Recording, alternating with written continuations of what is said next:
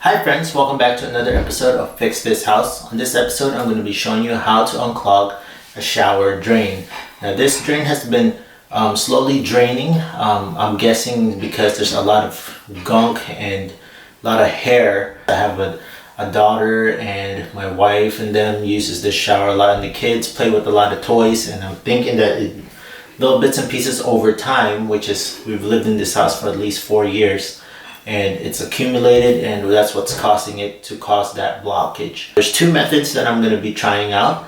The first method that we can do is taking a coat hanger just like this, and you can make it into a hook, and then you can just easily fish it out, which I'll show you in a bit. And if that doesn't work, we're going to go to probably the most useful way, which is using a drain snake, and I'll show you that in a bit. Stay tuned. So the tools that I'll be using for this is obviously get a bag for all the debris that you're going to end up collecting in case you do end up pulling out a bunch of hair. Have a pliers so that we can use to bend for this coat hanger that we're going to try for the first method. And then I'm going to use this to pop off the shower drain cap. If that method doesn't work, we're going to go with our second method, which is using this drain snake, also called a drum auger. Now I bought this in Lowe's. They come in different lengths. I know they sell them from over like 50 feet, but I don't think I need that much, so I'm going with 25 feet. What's good about this one is that it actually has a stopper, so you pull it out, then you can lock it just like that, so that you can turn it and it won't move. Now there's other ones where you can screw it to tighten it, but this one you just easily loosen it and lock it that easy. And another great feature that this has is that it has a bit where you can put your drill and lock it in place, and then just use that to turn it, which makes it go and turn a lot easier rather than doing it manually. Again, we can do this manually, but I want to try it out both ways as well. Okay, so let's get to it with the first method, which is using the coat hanger. And all the tools that I'll be using on this video, I'll leave on the link down below so that you can easily just click on that link and find it effortlessly. And another thing, make sure you wear gloves when you're doing this because it's gonna get really, really dirty.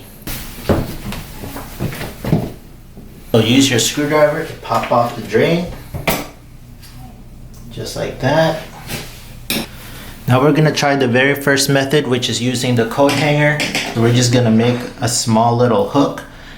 Depending on the diameter of your pipe, you don't wanna make the hook too big because it will not fit through that pipe. Okay, so let's see if we can fish anything out. So there you go, it looks like I've hit bottom. Now I'm going back and forth, circling around. Try doing this a few times, see if you grab anything. Now in this case, there is nothing. So this option is good for some situations where you do have, very shallow tubing, but in this case, it's not gonna work. So now we're gonna go with the method number 2, which is using that drain snake. Now we're gonna feed the drain snake down that tube. What you're gonna do is you're gonna feed this all the way through, just like that. Now if you hit something hard just like that, it's most likely that you've hit a 90-degree turn or a bend on the tubing. So you're just gonna let it off. Make sure that you leave about 6 inches away from the drain. Lock it in place and then turn it like so, just like that, and then unlock it again, and then lift back up, lock it in place, turn it like so, just like that. Now sometimes you're gonna get situations like this where you're turning and the coil just starts coiling right. It's right on itself. So let back a little bit, and then do it again slowly, and don't force it in, and let it feed just like that. And then just repeat the same thing. Unlock it, pull up, lock it, twist it, and it'll feed right through it.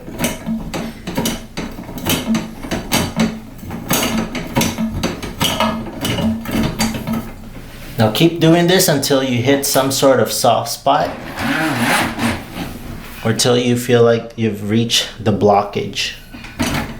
Okay, very easy to do.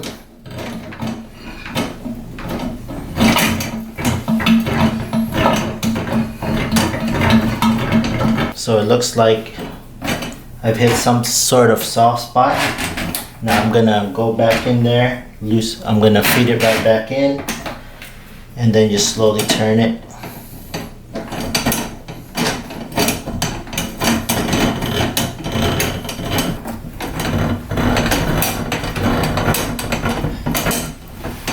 And there you have it. Looks like I'm turning it, but it seems like it's not going anywhere anymore. So I'm not gonna let off anymore. So what you can also do now is attach the drill like this, because this was made for the drill.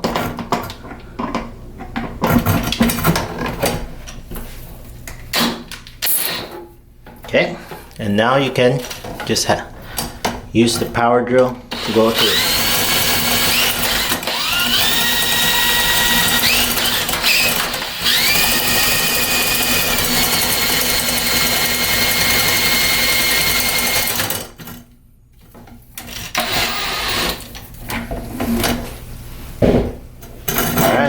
Now let's pull up and see what we've got.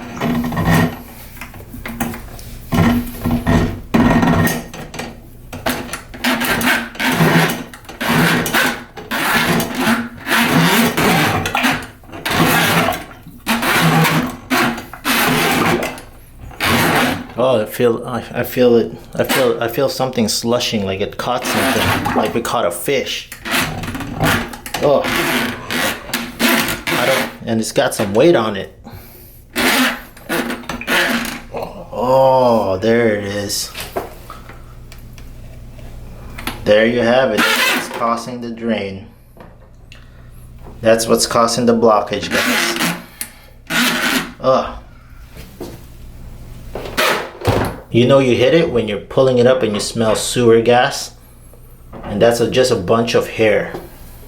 I had to turn the exhaust vent on because it smells really bad. It smells like, ugh.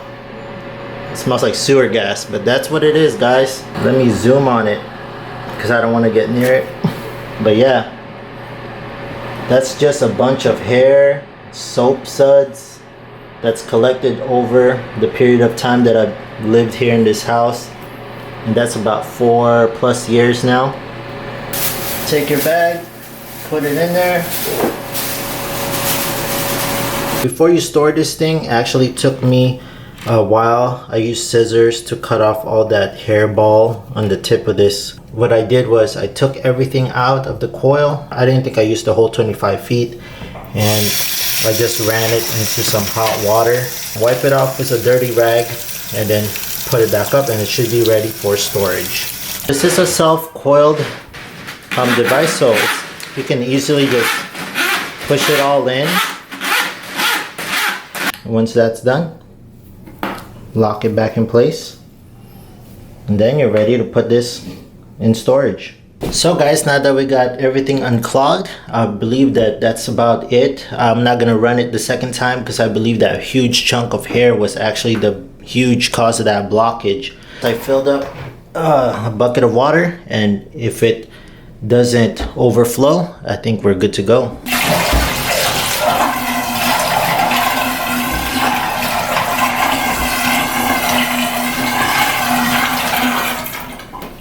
There we have it. I think we did it. We'll put back the drain cap. I'll clean around this area and we're good to go. So once again guys, thank you so much for watching. I hope you found this video super helpful. Again, the wire coat hanger method, it's a good method if you're fishing out for anything that's in the shallow of your drain. I'm not ruling this out as ineffective, but try this first before you go and use an auger or a drain snake. But I highly suggest to have this on your tool arsenal for your home. Again, 25 feet I believe is a good enough length for the common use. And again, I ended up using only about 10 foot of it till I found the blockage, which was that pile of hair. Now this model has a bit for the drill right here.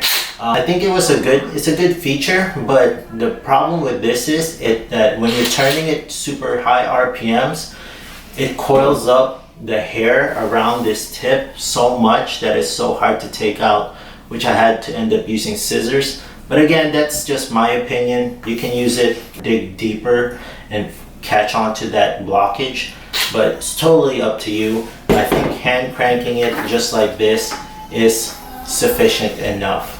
Okay, so every tool that I use here, including this, I'll leave on the link down below if you're interested. And yeah, grab yourself one of these and put it on your tool arsenal. It is a must. Again guys, if you found this video super helpful, please hit that like button and please press that subscribe button down below, because I have so much other more DIYs that I want to show you and help you out throughout your home and any DIY projects that you might have. Okay guys, thank you so much. I'll see you on the next video.